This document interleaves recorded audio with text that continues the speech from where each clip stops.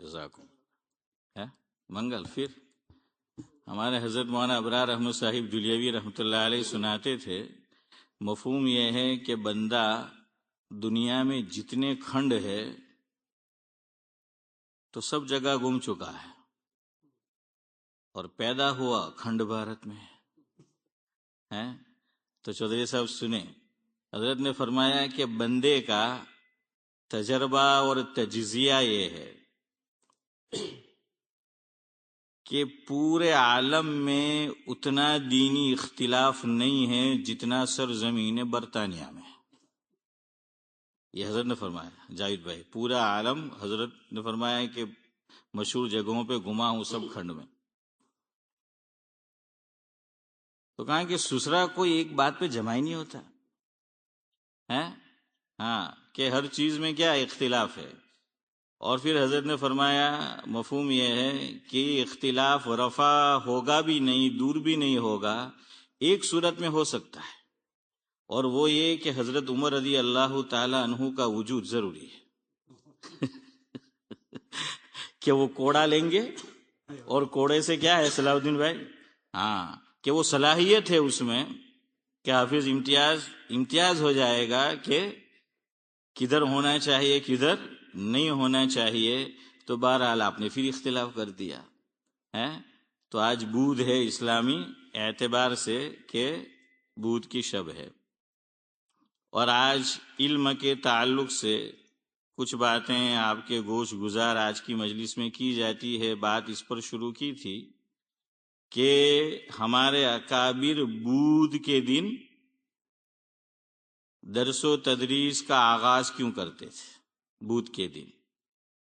اور ساتھ میں آپ کو یہ بتانا ہے کہ آپ حضرات جو یہ علمی مجالس میں شرکت کرتے ہیں تو علم کی کیا فضیلت ہے، کیا فضائل ہے، اور علمی مجالس میں شرکت کے کیا فضائل ہے. تو بہرحال بات یہاں سے شروع کرتے ہیں جو شیخ سعدی علیہ الرحمہ نے اپنی مشہور زمانہ تصنیف، جو شاید ہمارے حافظ امتیاز صاحب نے بھی پڑھ رکھی ہوگی، کریمہ پڑھا ہے آپ نے؟ ہاں. تو کریمہ کے اندر شیخ سعدی علیہ الرحمہ نے ایک عنوان قائم کیا، در فضیلت علم.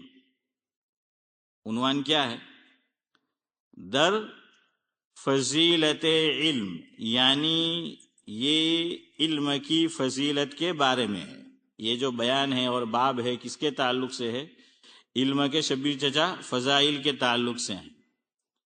تو میری عادت ہے کہ مجلس کا آغاز ہم منظوم کلام سے کرتے ہیں، تو یہ فارسی میں کلام ہے، میں اس کا آج آدھا حصہ وہ آپ کو سناؤں گا، بقیہ انشاءاللہ آئندہ مجلس میں، اور ترتیب سے بھی نہیں سناؤں گا، اہم جو مجھے اچھا لگا بہتر لگا تو وہ آپ کی خدمت میں شروع میں رکھتا ہوں. شیخ سعدی علیہ الرحمہ نے لکھا کہ بنی آدم از علم یابد کمال. ہمارے استاد نے ہمیں ترنم سے ہی پڑھایا تھا. حافظ صاحب آپ نے کیسے پڑھایا؟ ترنم سے. اس کو ترنم بولتے ہیں. تو ذرا اب تو ہم بھی بڈھے ہو چکے ہیں اور آپ جوان سمجھو تو بہت اچھا. تو بہرحال عارف بھائی کیا ہے کہ ترنم سے پڑھا دے تو سنو، پتہ نہیں ترنم بیٹھتا ہے کہ نہیں. کہ بنی آدم از علم یابد کمال، نہ از حشمت و جاہ و مال و منال. وہ یہ کہتے ہیں کہ بنی آدم سے کون مراد؟ آدم علیہ السلام. ماشاء اللہ. چلے آپ بتائیے بنی اسرائیل سے کیا مراد؟ آپ نے پھر صحیح ترجمہ نہیں کیا ہے. آدم کی اولاد ہم لوگ. بنی آدم سے کیا مراد؟ ہم لوگ، ہم سب بنی آدم. ہاں، ہمارے ایک بزرگ فرماتے ہیں کہ ملاوی کے اندر حضرت مولانا حکیم محمد اختر صاحب نور اللہ مرقدہ تشریف لے گئے تھے ملاوی. جو ان کے میزبان تھے ان کا نام تھا آدم. کیا نام تھا؟ بھائی آدم. اب دسترخوان لگ گیا تو حضرت نے فرمایا کہ بھائی چلو آدم کے دسترخوان پر ابن آدم آ جاؤ. سعد اللہ صاحب نے کہا بنی آدم کا ترجمہ ابن آدم، تو اس پہ میں نے کہا کہ حضرت نے فرمایا کہ بھائی آدم کے دسترخوان پر ابن آدم آ جاؤ. تو اب سمجھ میں آیا ابن آدم یعنی لوگ دوسرے حضرت آدم علیہ السلام جیسے بنی اسرائیل. تو کیا اس کا مفہوم ہے اسماعیل بھائی؟ کس کی اولاد؟ اسرائیل سے کون مراد؟ عیسیٰ علیہ السلام، موسیٰ علیہ السلام، حضرت یعقوب علیہ السلام. کون مراد ہے نورانی بھائی؟ حضرت یعقوب علیہ السلام یہ مراد ہے. ٹھیک ہے حضرت موسیٰ بھی اسرائیل میں آئیں گے، لیکن اسرائیل کس کا لقب ہے؟ حضرت یعقوب علیہ السلام کا کیا ہے؟ وہ لقب ہے بنی اسرائیل، تو وہ ان کی جو ہے وہ اولاد اسرائیل. اور ہمیں کہا جاتا ہے بنو اسماعیل، چونکہ حضرت ابراہیم علیہ السلام کے دو صاحبزادے، ایک حضرت اسحاق علیہ السلام، ان سے جو نسل چلی، حضرت اسحاق علیہ السلام کے بیٹے کون ہیں ابو سمجھ چچا؟ حضرت یعقوب علیہ السلام. تو پھر یعقوب کے کئی بیٹے، کئی اولاد، ان میں پیغمبر ہوئے حضرت یوسف علیہ السلام. دوسرے بیٹے حضرت اسماعیل علیہ السلام حسن بھائی، اور ان کی نسل میں کون ہے؟ حضرت نبی کریم صلی اللہ علیہ وسلم. اس لیے ہمیں کیا کہا جاتا ہے؟ بنو اسماعیل ہمیں کہا جاتا ہے. اور جب بنی آدم کہا جائے گا، اس میں ان الذین آمنوا ان الذین کفروا جتنے بھی ہے سب اس میں اشفاق بھائی کیا ہو جائیں گے؟ داخل ہو جائیں گے. اس سے ایک بات چودھری صاحب یہ بھی سمجھ میں آئی کہ ہم بنی آدم ہیں، بنی بندر اور بنی چمپانجی نہیں ہیں جو ڈاروین نے کہا ہے. اکبر الہ آبادی نے ان پہ چوٹ کی، اور سعد اللہ صاحب کئی اشعار کہے ہیں اکبر نے اس تعلق سے، اور ڈاروین کو مخاطب کرتے ہوئے ایک شعر یوں کہا کہ ڈاروین صاحب حقیقت سے بہت دور تھے، ڈاروین صاحب حقیقت سے بہت دور تھے، میں یہ نہ مانوں گا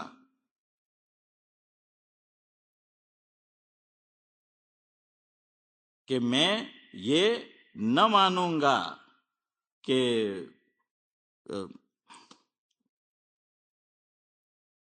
میں یہ نہ مانوں گا کہ تمہارے آبا لنگور تھے.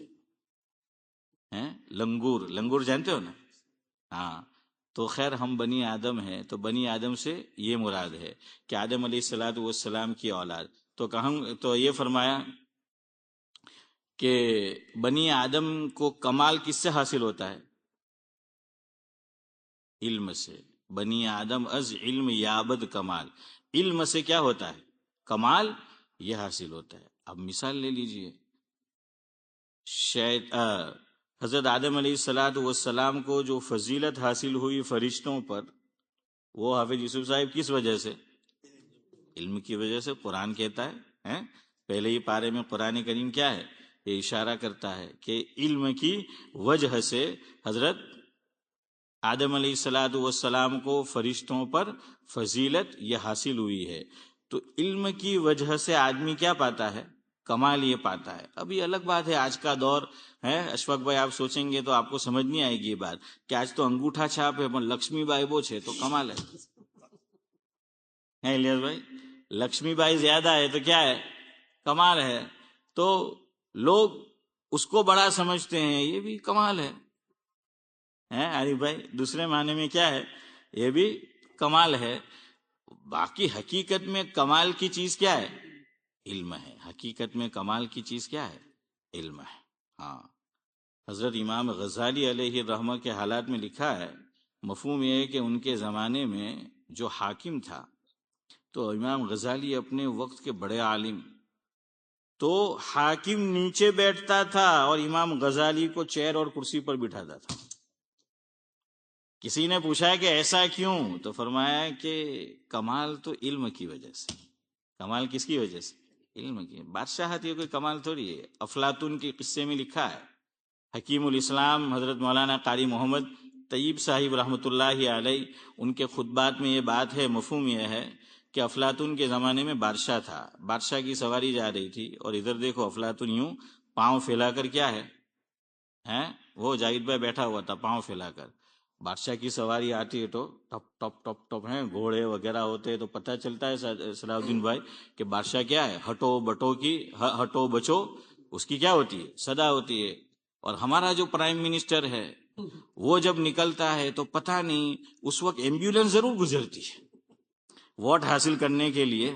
وہ پرائم منسٹر یہاں کا نہیں وہاں والا ہے، ہر مرتبہ جب وہ روڈ شو کرتا ہے تو کیا ہے، وہ ایک ہی ایمبولینس گزرتی ہے.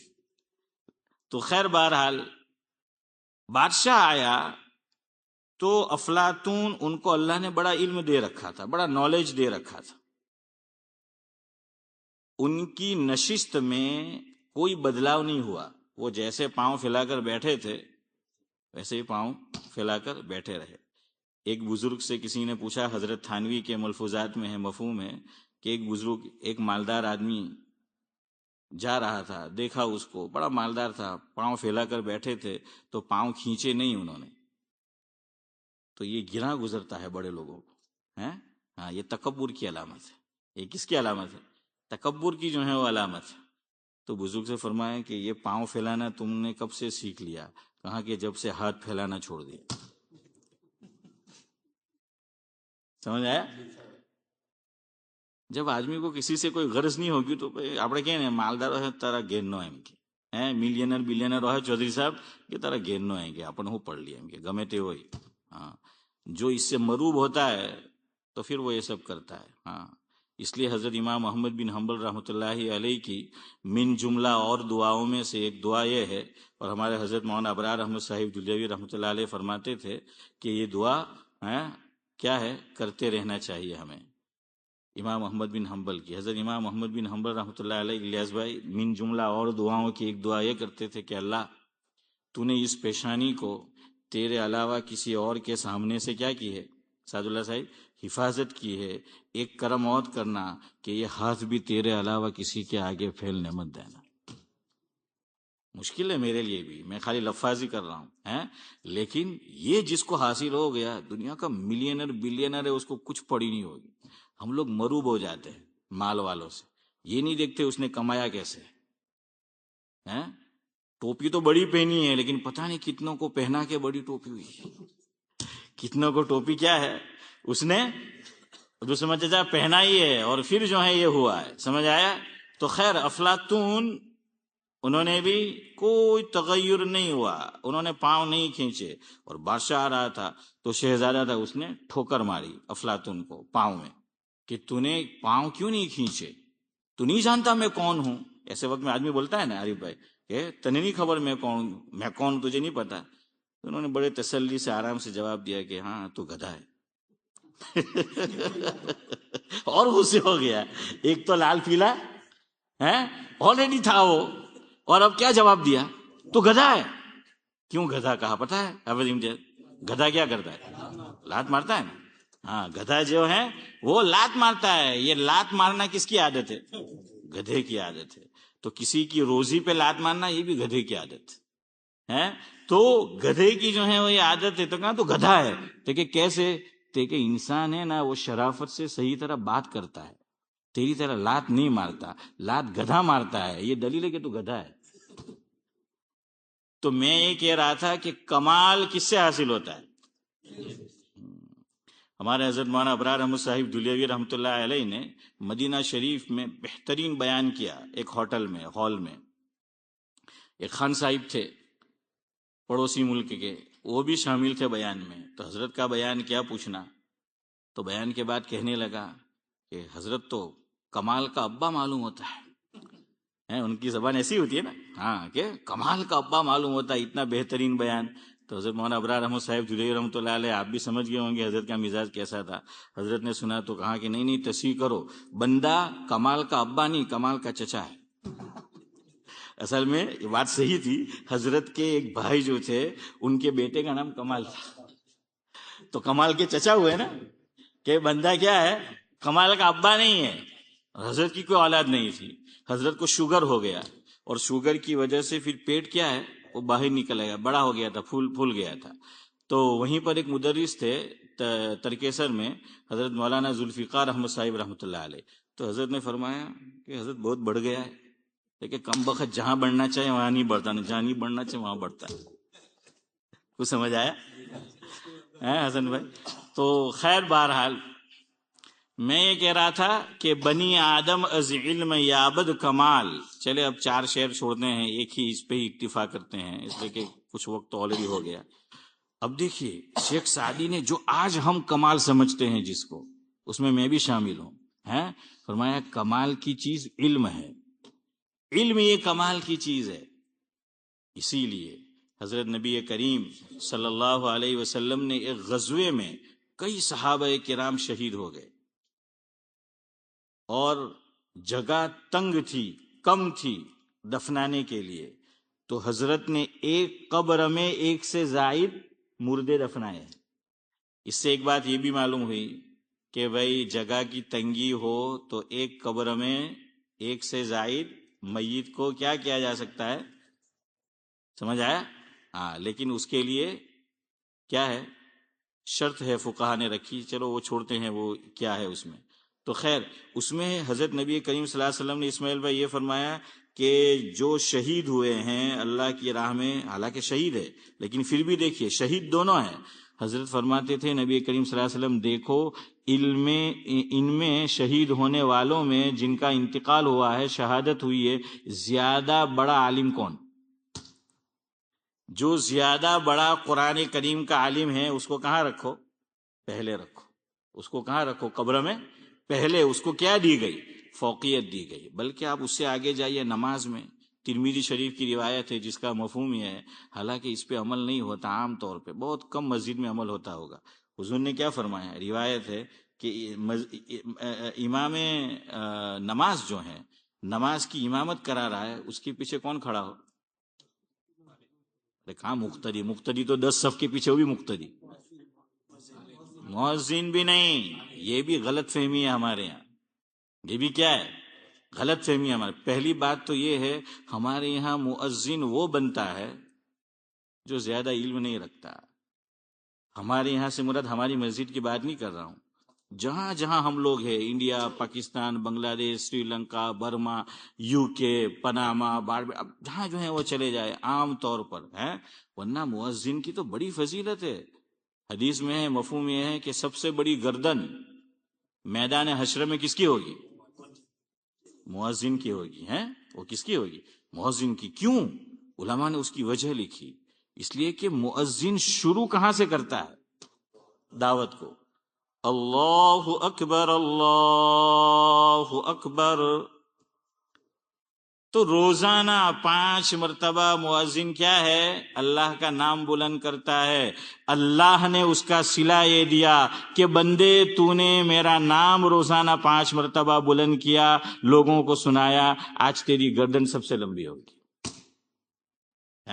وہ کیا ہوگی؟ وہ بڑی ہوگی. اور یاد رکھو عام طور سے قرآن کریم کی یہ آیت دعوت و تبلیغ کا جو سنڈے کو کیا ہے عمل ہوتا ہے، گش یا بیان ہوتا ہے، اجتماع ہوتا ہے، تو آپ نے سنا ہوگا عام طور سے یہ آیت پڑھی جاتی ہے، وَمَنْ أَحْسَنُ قَوْلًا مِّمَّنْ دَعَا إِلَى اللَّهِ وَعَمِلَ صَالِحًا وَقَالَ إِنَّنِي مِنَ الْمُسْلِمِينَ. لیکن ٹھیک ہے یہ بھی شامل ہے، یہ عمل ہے وہ بھی شامل ہے، لیکن مفسرین نے یہاں تفسیر کی اور اس کے کئی مفاہیم اور مطالب بیان کیے. ان میں سب سے زیادہ جس مطلب کو اور بات کو پسند کیا گیا، فرمایا کہ یہاں مؤذن مراد ہے. یہاں کون مراد ہے؟ مؤذن مراد ہے کہ وہ لوگوں کو کہاں بلاتا ہے؟ نماز. اور اذان کو حدیث میں کیا کہا گیا وہ آپ اندازہ لگائیے. ابھی اشفاق بھائی نے اذان پڑھی مغرب میں، اور عشاء میں جاوید بھائی کوئی نے دیوا دے ہے نہیں. تو بہرحال کیا ہے، ویسے ہی وہ تو مولوی محمد دیں گے جاوید بھائی. خیر بہرحال تو کیا ہے، اذان ہو جائے، اذان ہو جانے کے بعد پہلے کیا پڑھنا ہے عارف بھائی؟ جزاک اللہ. چلو یہاں تک تو گاڑی ٹریک پہ آ گئی. باقی پہلے ہم کیا بولتے تھے؟ دعا بولتے تھے. یہاں تک تو حسن بھائی ٹریک پہ جو ہے وہ گاڑی آ گئی ہے. تو پہلے درود شریف پڑھو، درود شریف کے بعد کیا پڑھنا ہے؟ دعا پڑھنی ہے. اب دعا آپ شروع کرو پڑھنا، تو دیکھیے شروع میں حضرت نبی کریم صلی اللہ علیہ وسلم نے کیا کہا اس اذان کو؟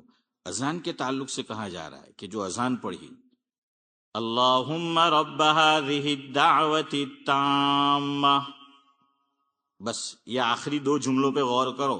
اذان کو شریعت میں کیا کہا گیا؟ صرف دعوت نہیں، اب تو سمجھ آ جائے، اور بھی کچھ ساتھ میں کہا ہے. ہاں، تامہ، دعوت تامہ. تامہ یعنی پوری، کمپلیٹ. اذان پوری کمپلیٹ دعوت ہے. اللہم رب هذه الدعوت التامہ، پوری کمپلیٹ جو ہے وہ دعوت ہے. اس لیے حضور نے اس کی بڑی فضیلت بیان فرمائی. آج اس مجلس میں سب سے پہلے میں نیت کروں، اس کے بعد آپ اور جہاں تک اور جن تک ہماری آواز پہنچے یہ نیت کرو، انشاءاللہ یہ عمل کریں گے. سب سے پہلے اذان کا جواب پڑھو. مسلم شریف کی روایت ہے، کتنی بڑی فضیلت، دیکھیے کتنی بڑی فضیلت یہ. لیکن یہاں پابندی ضروری ہے، کبھی دیا کبھی نہیں دیا ایسا نہیں. ہاں کبھی مجبوری ہے، معذوری ہے کہ ہم نے وہ اذان نہیں سنی، الگ بات ہے. نمبر 1 ایک عمل کرو کہ اذان کا جواب دو. اس وقت گفتگو اور بات نہیں کرنی ہے. کبھی کوئی ایمرجنسی آ جائے تو ایمرجنسی ایگزٹ آپ بھی جانتے ہیں. اشفاق بھائی اور حسن بھائی ہمارے کیا ہے، بس چلاتے ہیں، میرے کو کوئی نہ کدوا نہیں دے ہے، پر ایمرجنسی ہو تو کود ہی سکے، بلکہ لوگ کو پہلا یہ لوگ کچھ کود ہے. تو اللہ بچائے، حفاظت فرمائے سب کی، میری بھی، آپ کی بھی، ان کی بھی. تو بہرحال وہ ایمرجنسی وہ الگ بات ہے، ورنہ اذان کا جو ہے وہ جواب دو. حضور نے فرمایا، روایت صحیح روایت آپ کو سنا رہا ہوں، کہ ایک مسلمان اذان کے جواب کا اہتمام کرتا ہے. تو اذان کے جواب میں حضور نے کیا فرمایا کہ جو مؤذن نے اذان کہے ہیں وہی لوٹاؤ. حدیث میں ہے کہ وہی لوٹاؤ. تو اللہ اکبر کے جواب میں کیا ہے؟ اللہ اکبر. ہاں، حی علی الصلاۃ اور حی علی الفلاح، اس میں ایک روایت میں یہ آیا ہے کہ لا حول ولا قوت الا باللہ بھی وارد ہے.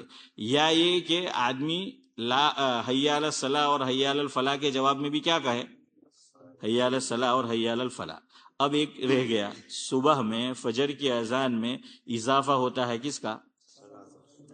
الصلاۃ خیر من النوم. ہاں، میں نے کچھ سال پہلے کی بات ہے،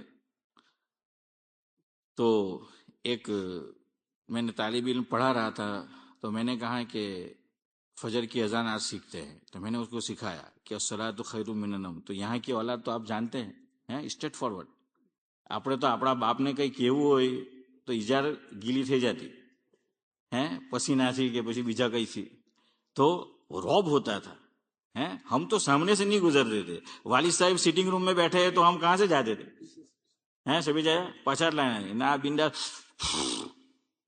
پھونک تو جائے باپ نہ ہم بیچ دھلڑا ہو باپ پر جائے. تو بہرحال یہ اب اتنا بدلاؤ آ گیا ہے. کیا کہہ رہا تھا یار؟ ہاں، بچے کو، جزاک اللہ. تو میں نے کہا الصلاۃ خیر من النوم. تو کہ مولوی صاحب یو آر رانگ. کیوں؟ کہ میں تو آج ہوئی ہمرود نہیں. میں کہ تو نو میننگ کہ تو ہوئی جی. وہ مجھے کہہ رہا ہے کہ یہ ہے ہی نہیں، میں نے آج تک سنا ہی نہیں اذان کے اندر. میں گھر پہ اذان سنتا ہوں، یہ تو کبھی نہیں آیا الصلاۃ خیر من النوم.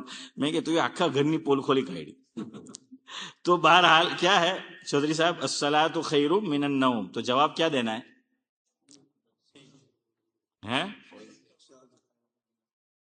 نہیں، ابھی آپ میں اختلاف ہے، کچھ بولو، کیا دینا ہے؟ صدقت و بررت. کچھ لوگوں نے جواب دیا صدقت و بررت، لیکن علماء نے لکھا کہ یہ حدیث میں نہیں آئے. کہ تو نے سچ کہا کہ بھئی نماز نیند سے بہتر ہے. تو ہم نے جواب دیا صدقت، تو نے سچ کہا. وہ بررت، اور تو جہنم کی آگ سے کیا ہو گیا؟ آزاد ہو گیا، بری ہو گیا. لیکن آپ دارالعلوم بری سے پوچھئے، یہ حدیث میں نہیں ہے. یہ جواب کیا ہے؟ حدیث میں نہیں ہے. اور علماء نے کہا کہ لکھا مفہوم یہ ہے، جو حدیث میں جواب ہو اس میں حدیث کو ہی اختیار کرو، دوسرا جو منقول ہے وہ نہ لو. یا یہ کہ آپ پہلے وہ کہہ دو جو حدیث میں ہے، بعد میں یہ پڑھو تو کوئی نہیں. تو الصلاۃ خیر من النوم کا جواب کیا دینا ہے؟ یہی دینا ہے. حدیث میں ہے کہ یہ الفاظ ہے اذا سمعتم المؤذن فقولوا مثل ما يقول. حضور نے کیا فرمایا کہ مفہوم یہ ہے کہ مؤذن سے تم نے جو سنا جواب میں کیا کرو، وہی تمہیں جو ہے وہ دہرانا ہے. تو سمجھ آ گیا؟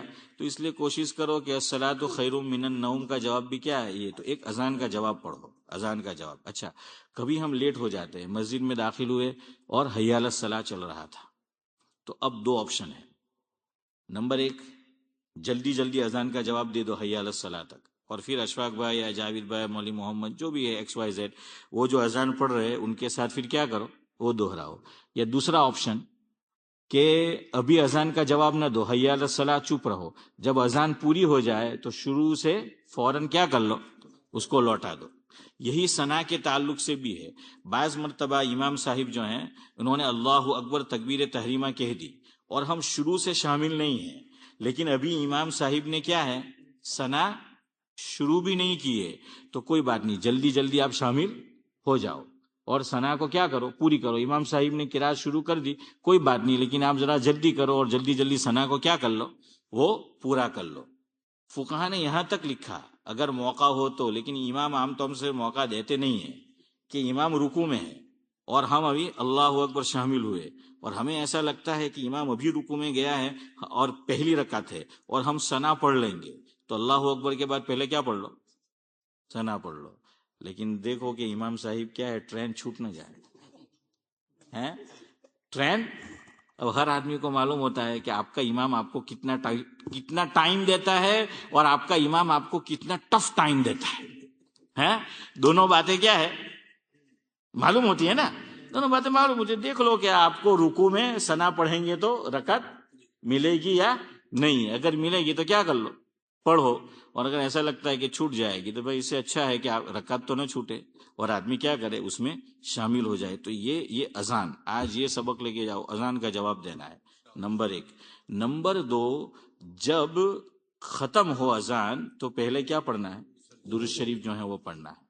تیسرے نمبر پر یہ دعا پڑھنا ہے، اللہم رب ھذہ الدعوۃ التامہ. اچھا، مسلم شریف کی روایت میں اخیری 3 جملے نہیں آئے، اخیری 3 جملے. اذان کے بعد کی دعا میں اخیری 3 جملے کون سے، جلدی بولو، وقت ہو گیا ہے. ارے ابھی تو آپ نے اذان کا جواب دیا ہوگا، اخیری جملے کون سے، انک لا تخلف المیعاد، ہے نا. چلو میں پڑھتا ہوں ساتھ میں، آپ بھی جو ہے وہ پڑھ لیں، چونکہ آپ نے جواب نہیں دیا تو میں confused.com ہوں کہ پتہ نہیں آپ پڑھتے بھی ہے کہ نہیں، یاد ہے بھی کہ نہیں. اللہم رب ھذہ الدعوۃ التامہ والصلاۃ القائمہ آت محمدا الوسیلۃ والفضیلہ وابعثہ مقاما محمودا الذی وعدتہ. مسلم شریف کی روایت میں یہ دعا اتنی ہی آئی ہے. یہاں آپ کو ایک بات بتانا چاہتا ہوں، اگر کسی نے اتنی دعا پڑھی تو بھی ٹھیک ہے. کیوں؟ حضور جہاں یہ فضیلت بیان کر رہے ہیں وہاں یہ دعا اتنی ہی مروی ہے. البتہ امام بیہقی علیہ الرحمہ نے اپنی کتاب میں یہ آخری جملہ بھی نقل کیا ہے کہ حضور کریم صلی اللہ علیہ وسلم سے یہ بھی مروی ہے کہ ہم پڑھتے پڑھتے آ رہے ہیں اللہم رب ھذہ الدعوۃ التامہ، اور کہاں تک آئے، وعدتہ، ہے نا، وابعثہ مقاما محمودا الذی وعدتہ انک لا تخلف المیعاد. تو چاہے تو پورا پڑھ لو. اب پورا پڑھیں گے تو کیا ہوگا، جتنا گڑ ڈالو گے اتنا میٹھا، تو ثواب زیادہ ملے گا. تو یہ پوری یہ ہوئی. باقی اتنی دعا بھی پڑھا تو چلے گا، ٹھیک ہے. تو کتنے عمل کرنے ہیں، اذان کا جواب پڑھنا ہے، دوسرا درود شریف پڑھنا ہے، تیسرا چاہے تو دعا وعدتہ تک پڑھو یا تو پھر انک لا تخلف المیعاد تک پڑھو. اچھا، اگر اور موقع مل جائے تو ایک اور دعا ہے، وہ پڑھو، اشہد ان لا الہ الا اللہ وحدہ لا شریک لہ واشہد ان محمدا عبدہ ورسولہ رضیت باللہ ربا وبالاسلام دینا وبمحمد نبیا یا وبمحمد رسولا ہیں. تو بہرحال روایت میں دونوں طرح سے الفاظ جو ہیں وہ آئے ہیں، اور کچھ آگے پیچھے بھی ہوئے ہیں الفاظ ہیں. روایت دونوں طرح کی ہے، اب جو بھی چاہے پڑھ لے. تو رضیت باللہ ربا وبالاسلام دینا وبمحمد رسولا یا وبمحمد رسولا ونبیا. ٹھیک ہے، تو یہ پڑھیں گے تو اور اچھا ہے. اتنا وقت تو مل جاتا ہے. میں تو اشفاق بھائی کو دیکھتا ہوں کہ مغرب کی اذان وہ پڑھ لیتے ہیں، یہاں تک آتے ہیں تو میری تو دونوں دعا اور درود شریف سب پورا ہو جاتا ہے. اب آپ کا ہوتا ہے کہ نہیں وہ نہیں معلوم. تو اگر ہوتا ہے تو کیا کریں، یہ دونوں دعائیں کیا ہے وہ پڑھنی ہے. اس کی فضیلت سنو اور گفتگو ختم کرتے ہیں. حضور اکرم صلی اللہ علیہ وسلم نے فرمایا، مفہوم یہ ہے حدیث میں مسلم شریف کی، کہ جو مسلمان اس کی پابندی کرے گا میں کل قیامت کے دن اس کی شفاعت کروں گا. اور عجیب بات علماء نے لکھی، میں اور آپ اور دنیا کا بڑے سے بڑا بزرگ نمازیں پڑھی، روزے رکھے، زکوٰۃ دی، خیرات کیا، حج پڑھے، عمرہ کیا، قرآن شریف ختم کیے، ایکس وائی زیڈ جتنے بھی اچھے نیک کام ہیں سب کیے. فرمایا کہ سب سے بڑا وسیلہ اور سب سے بڑی شفاعت ان کے مقابلے میں بھی، اور ہمارا تکیہ اگر کسی پر ہے تو وہ حضور کی شفاعت. یہ سب سے بڑی ہے. یہ کیا ہے؟ سب سے بڑی. ایک منٹ. تو یہ سب سے بڑی جو ہے وہ شفاعت ہے. تو حضور کی شفاعت حاصل کرنی ہے تو یہ 4 عمل پابندی سے کرو. جلدی جلدی بولو. نمبر 1، یہ گھروں پہ عورتیں بھی کرے، اذان کا جواب پڑھنا ہے. نمبر 2، درود شریف. نمبر 3، دعا پڑھنی ہے. اور دعا جو ہے وہ پڑھنی ہے. میں نے 4 اس لیے کہی کہ 1 پڑھو تو 3، اور 2 دعا پڑھو تو کتنی ہو گئی؟ 4 ہو گئی. تو حضور نے فرمایا قیامت کے دن کیا حاصل ہوگا؟ شفاعت. اب اگلی بات سنو. علماء نے یہ لکھا کہ اس میں پس پردہ یا اس کی تہ میں جو بھی آپ کہہ لے، ایک راز مضمر ہے، چھپا ہوا ہے. کیا؟ کہ جو مسلمان مرد یا عورت جاوید بھائی اس کی پابندی کرتا ہے، انشاءاللہ کے ساتھ گارنٹی ہے کہ اس کا خاتمہ ایمان پر ہوگا. گارنٹیڈ کہ اس کو کیا نصیب ہوگا؟ حسن خاتمہ. وائی؟ علماء نے یہ بات کیوں لکھی؟ آپ جواب دے اگر جواب سمجھ میں آ رہا ہو. کیوں؟ اس لیے کہ شفاعت قیامت میں اللہ کے نبی صلی اللہ علیہ وسلم کی صرف مومنوں کو حاصل ہوگی یا غیر مومنوں کو بھی؟ اشفاق بھائی، ہاں آپ ڈاکٹر ہے، پوسٹ مارٹم کرو. تو کیا ہے کہ صرف مومنوں کو یہ حاصل ہوگی، غیر مومنوں کو نہیں ہوگی. تو اس کا مطلب یہ ہے جو پابندی سے الیاس بھائی جواب دیتا ہے، نورانی بھائی چودھری صاحب، تو اس کا مطلب ہے کہ جب آخری وقت میرا آپ کا اور اس کا ہوگا تو کیا ہوگا؟ ایمان پر خاتمہ ہوگا. ایک اور بات یاد آ گئی، ویسے میں نے آخری بات کہی تھی. ماضی قریب میں ایک شخصیت کا انتقال ہوا. آپ نے ایک کتاب کا نام سنا ہوگا، اسوہ رسول اکرم صلی اللہ علیہ وسلم. ہمارے یہاں مسجد میں پہلے رکھی ہوتی تھی، پتہ نہیں اب ہے کہ نہیں یہاں پر. اس کے لکھنے والے مصنف حضرت ڈاکٹر عبدالحی عارفی صاحب رحمۃ اللہ علیہ. تو یہ مفتی تقی عثمانی صاحب دامت برکاتہم العالیہ اور ان کے بھائی مرحوم مفتی رفیع عثمانی ان کے شیخ ہے. تو مفتی رفیع عثمانی رحمۃ اللہ علیہ کا ایک کتاب ہے، اس کا نام ہے میرے مرشد. کتاب کا نام کیا ہے؟ ہاں، اور یہ میرے مرشد ہے. تو میرے مرشد جو ہیں وہ کتاب کا نام ہے جاوید بھائی. تو اس کے اندر وہ لکھتے ہیں کہ ہمارے شیخ ڈاکٹر عبدالحی صاحب عارفی رحمۃ اللہ علیہ کی اسماعیل بھائی عادت تھی، کتنا ہی امپورٹنٹ کام کیوں نہ ہو، اذان ہمارے یہاں تو زور سے ہوتی ہے، انڈیا پاکستان بنگلہ دیش میں اذان شروع ہوئی تمام کام سائٹ پر رکھ دیتے تھے اور کیا دیتے تھے؟ جواب دیتے تھے. اور اب وہ حدیث ذہن میں لاؤ کہ حضور نے یہ فرمایا کہ آدمی کا خاتمہ کس پر ہوتا ہے؟ نہیں یار، ایمان پر تو ہوتا ہے، لیکن جو وہ کرتا رہا ہے، جو اس کی ہیبٹ رہی ہے، جو اس کی کیا رہی ہے کہ ہیبٹ رہی ہے. اور پھر کیا فرمایا کہ جیسا انتقال ہوگا ویسا اٹھایا جائے گا. ہاں، اور زندگی جیسی گزاری ہے ویسی موت آئے گی. جیسی زندگی جیسی روح ویسے فرشتے، جیسی زندگی ویسی موت. تو کہاں جس پر پابندی کی ہوگی. تو ڈاکٹر، میں نے کتاب کا حوالہ آپ کو دے دیا، اس میں بات لکھی ہے کہ ڈاکٹر عبدالحی صاحب عارفی رحمۃ اللہ علیہ کی زندگی بھر عادت رہی کہ کتنے ہی بیزی کیوں نہ ہو اذان کا جواب ضرور پڑھنا ہے اور یہ کام ضرور کرنا ہے. فرمایا اللہ نے موت بھی کیسی دی کہ سخت بیمار ہے، رات کا وقت ایسا لگتا ہے کہ اب جان نکلی کہ اب نکلی کہ تب نکلی، کہ بس عشاء کے بعد ایسا لگ رہا تھا کہ چند گھڑیوں کے مہمان ہیں.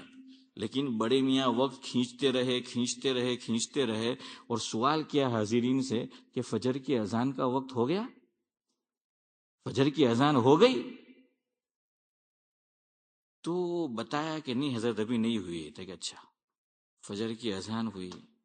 حضرت نے جھانکنی کا عالم ہے، مرض الموت ہے، سکرات کا عالم ہے، فجر کی اذان سن رہے ہیں، جواب دے رہے ہیں.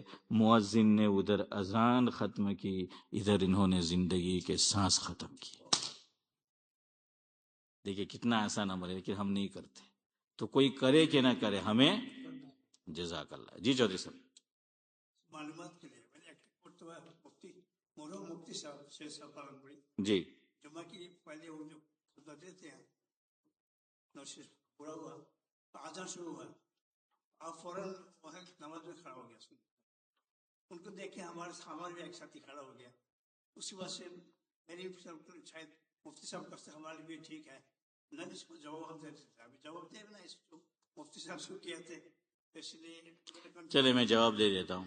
ان کے سوال کا خلاصہ یہ ہے کہ مفسر قرآن، محدث عظیم، شارح حجت اللہ البالغہ، سابق شیخ الحدیث، ام المدارس، دارالعلوم دیوبند، فقیہ النفس حضرت مولانا مفتی سعید احمد صاحب پالنپوری رحمۃ اللہ علیہ جمعہ کے دن ایک مرتبہ یا چند مرتبہ جو بھی ہو، انہوں نے دیکھا کہ حضرت نے بیان ختم کیا، جمعہ سے پہلے کا اذان شروع ہوئی اور حضرت نے سنت شروع کر دی.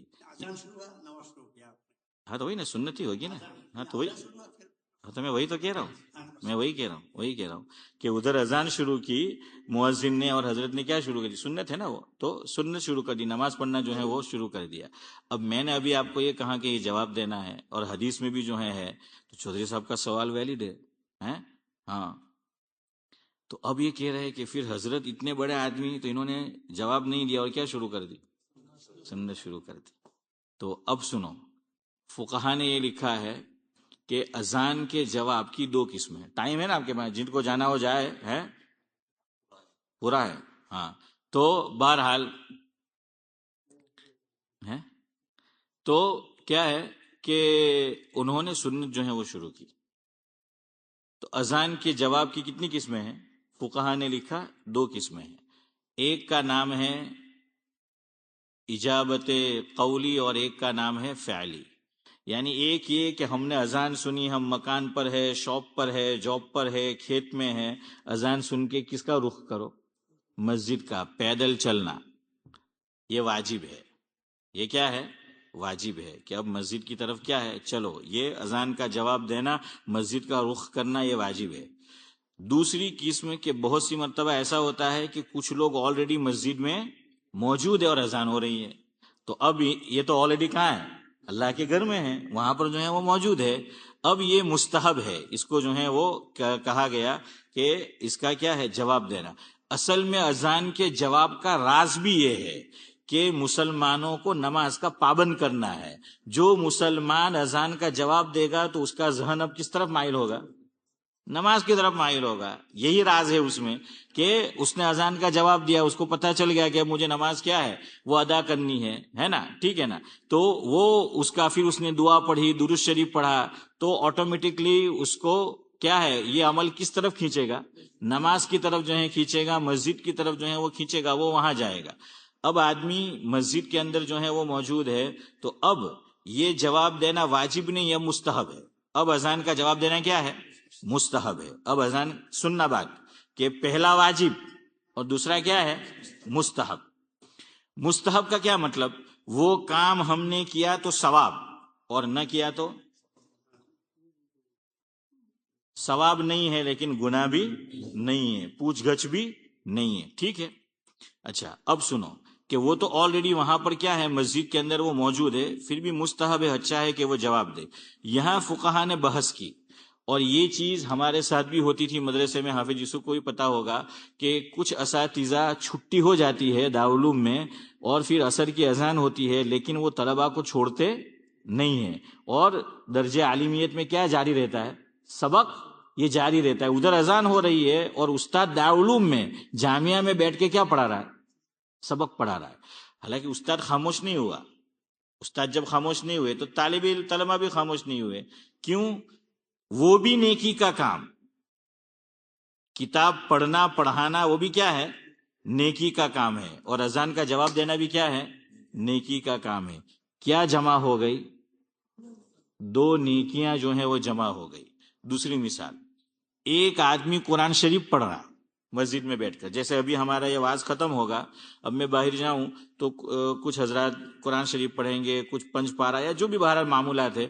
اب اذان شروع ہوئی اور یہ لوگ آلریڈی قرآن شریف پڑھ رہے ہیں، تو فقہا نے بحث کی کہ اب قرآن شریف بند کر کے اذان کا جواب دے، یا یہ کہ قرآن شریف پڑھنا جاری رکھے اور اذان کا جواب نہ دے. یہاں بھی کیا دو چیزیں جمع ہو گئی؟ عبادت، دونوں نیکیاں وہ کیا ہو گئی؟ دونوں اس میں جمع ہو گئی. اچھا، یہ بھی عبادت ہی کر رہا ہے اور مسجد میں جو ہے وہ آلریڈی نماز کے لیے کیا ہے؟ مسجد کے اندر وہ موجود ہے. اب علماء نے یہ لکھا کہ جب دو عبادتیں ساتھ میں جمع ہو جائے کہ ایک طرف اذان، اس کا جواب بھی عبادت، دوسری طرف آدمی کیا ہے؟ قرآن شریف جو ہے وہ پڑھ رہا ہے، یا یہ کہ کتاب پڑھا رہا ہے، یا یہ کہ جیسے حضرت مفتی صاحب نے کیا شروع کر دیا؟ نماز شروع کر دیا. نماز بھی کیا ہے؟ نیک عمل ہے، اور وہ آلریڈی مسجد میں ہے اور انہوں نے نماز شروع کر دیا. اب فقہا نے قرآن و سنت کی روشنی میں یہ لکھا کہ اب ٹو یو، تمہیں اختیار ہے. چاہے تو قرآن شریف کی تلاوت کر رہے ہو، بند کر کے کیا دو؟ اذان کا جواب دو، اور چاہے تو قرآن شریف تلاوت جاری رکھو. نمبر 2 میں پورا کرتا ہوں. نمبر 2، چاہے تو استاد جامعہ میں کتاب پڑھانا جاری رکھے، چاہے تو خاموش ہو جائے اور استاد بھی جواب دے. اور یہ نمبر 3، اب جمعہ کے اندر بیان ختم ہوا، اذان جو ہے ہمارے یہاں بھی ایسا ہی ہوتا ہے، اذان ہوتی ہے نا، جیسے بیان ختم ہوتا ہے اذان جو ہے وہ ہوتی ہے. اب سنت باقی ہے. اب چاہے تو کوئی انتظار کرے اور انتظار کر کے کیا کرے؟ اذان کا جواب دے. عام طور سے ہم یہی کرتے ہیں، اور پھر سنت پڑھتے ہیں. اور چاہے تو وہ کیا کرے؟ سنت جو ہے وہ پڑھے اور پھر یہ کرے. تو یہ تینوں میں آپشن ہے کہ جو کرنا ہے وہ کرے. البتہ پسند کس کو کیا گیا، اچھا کیا ہے، تو اس میں یہ ہے جیسے قرآن کریم میں اللہ رب العزت نے دوسرے پارے میں سورہ بقرہ میں فرمایا، جہاں روزے کا بیان ہے کہ کوئی آدمی مسافر ہے، تو حالت مسافرت میں 2 آپشن، چاہے تو رمضان مبارک ہے وہ روزہ رکھے، چاہے تو نہ رکھے. یہی ہے نا قرآن شریف میں دوسرے پارے میں. حافظ یوسف صاحب سے پوچھ لیجئے، جہاں وہ ذکر ہے یا ایھا الذین آمنوا کتب علیکم الصیام کما کتب، آگے جب بات آتی ہے تو اللہ رب العزت فرماتے ہیں وان تصوموا خیر لکم ان کنتم تعلمون. اللہ نے کیا فرمایا کہ تم ٹریولنگ کر رہے ہو، ٹریولر ہو، تم مسافرت میں ہو، مسافر ہو، روزہ نہ رکھو، کوئی بات نہیں، نو پرابلم، لیکن تم روزہ رکھو تو بہتر ہے اگر تم جانتے ہو. یوں کہا، ایک تو پہلے یوں کہا کہ بہتر، وَأَن تَصُومُوا خَيْرٌ لَكُمْ، کہ تم کیا کرو؟ سفر کی مشقت برداشت کر لو اور سفر میں بھی کیا رکھ لو؟ روزہ رکھ لو اگر تم جانتے ہو. ٹھیک ہے. یہاں بھی نماز، استاد کا کتاب پڑھانا، قرآن شریف کی تلاوت کرنا، علماء نے لکھا ہے کہ کچھ عبادتیں وقتی ہوتی ہے اور کچھ عبادتیں جب چاہو تب کر سکتے ہو. اذان کا جواب دینا یہ عبادت ہے اور یہ وقتی ہے. وقتی کا کیا مطلب؟ آج کتنے بجے اذان ہے؟ 9:45. تو اذان کا جواب 9:50 کو اب کوئی نہیں دے سکتا. کیوں؟ اذان کتنے میں ختم ہو جائے گی؟ جاوید بھائی ہے تو 2.5 منٹ، ہمارے عبدالسمد چچا ہے تو راجدھانی ہے 1-1.5 منٹ میں ختم. ہاں، تو بہرحال وقفہ زیادہ ہو جائے اذان کے بعد تو فقہا نے لکھا اب جواب نہیں دے سکتے. ذرا سا وقفہ گزرا ہے، جیسے میں نے شروع میں مثال دی کہ ہم درمیان اذان آئے تو ابھی ٹھہر جاؤ، پھر بعد میں دے دو. زیادہ وقفہ گزرا تو جواب اب نہیں دے سکتے، یعنی اب نہیں دینا ہے. تو یہ وقتی عبادت ہوئی. کیا ہوئی کہ ہم اذان کا جواب کب تک دے سکتے ہیں؟ جب اذان ہو رہی ہے، یا یہ کہ اذان ختم ہوئے زیادہ دیر نہیں گزری. قرآن شریف کی عبادت کرنا، اس کے لیے کوئی پابندی ہے؟ کوئی پابندی جو ہے وہ نہیں ہے.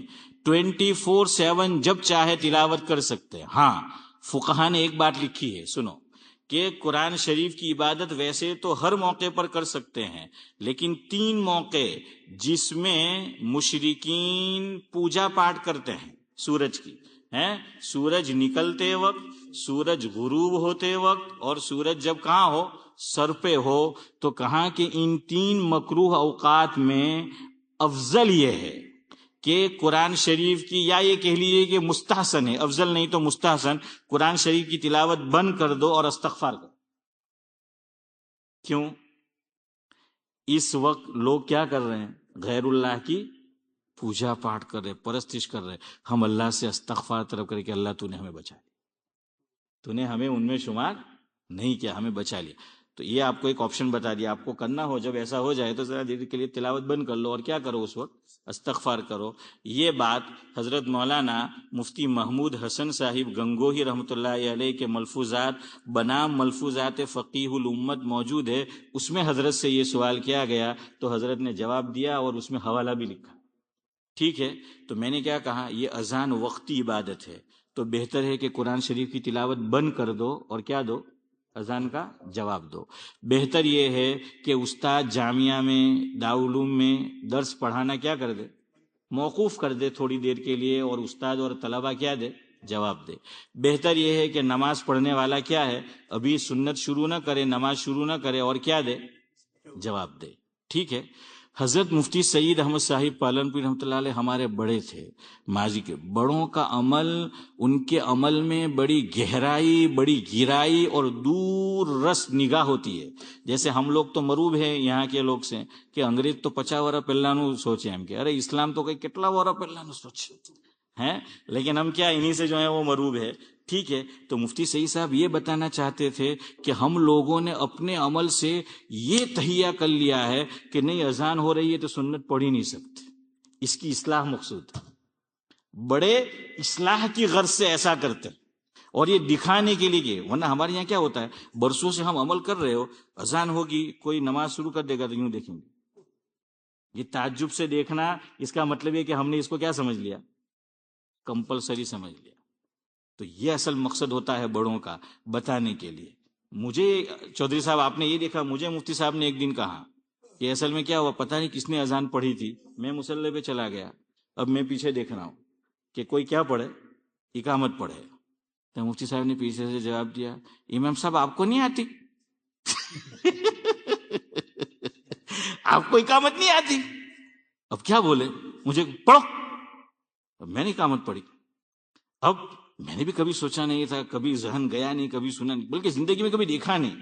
حضرت نے کروایا. پھر 2-3 مرتبہ ایسا ہوا شوکت بھائی کہ کوئی نہیں ہوتا تھا تو یہی مصلی پہ میں نے اقامت پڑھی ہے، میں کہ کوئی نہیں تو آپ تھا دے ہیں. تو کیا ہے وہ، یہ ہمیں اصل معلوم نہیں ہوتا ہے. ہمارے یہاں اذان بھی جمعہ میں جو دوسری ہوتی ہے تو ہم کمپلسری سمجھتے ہیں کہ کہاں کھڑے ہو کے دینا ہے، امام کے سامنے. یہ بھی کوئی ضروری نہیں ہے، آپ مسجد میں سے کہیں بھی کھڑے رہ کر کیا کر لیں. تو یہ بڑے لوگوں کا چودھری صاحب عمل جو ہوتا ہے، یہ ہماری کیا ہے، ذہن سازی کے لیے ہوتا ہے، ہمیں بتانے کے لیے ہوتا ہے. دوسرا وہ جانتے ہیں دونوں آپشن ہے. اور یہ بھی ہو سکتا ہے کہ مفتی صاحب نے سنت تو شروع کر دی، اذان ہوئی تو، اور انہوں نے 2 رکعت ختم کی ہوگی، پھر اذان کا جواب پڑھ لیا ہوگا، وہ ہم نے نہیں سنا. اور میں نے کہا نا کہ زیادہ دیر نہ گزری ہو تو ہم جواب دے سکتے. میرا جواب شافی کافی وافی ہے. ٹھیک ہے. تو وہ اس وجہ سے بات، کبھی کبھار ہمیں بھی ایسا کر لینا چاہیے تاکہ ضروری نہ سمجھ. ہاں یہ غلط ہے ہم لوگ کرتے، ابھی اذان میں 2-3 منٹ باقی ہے پھر بھی راہ دیکھتے رہتے.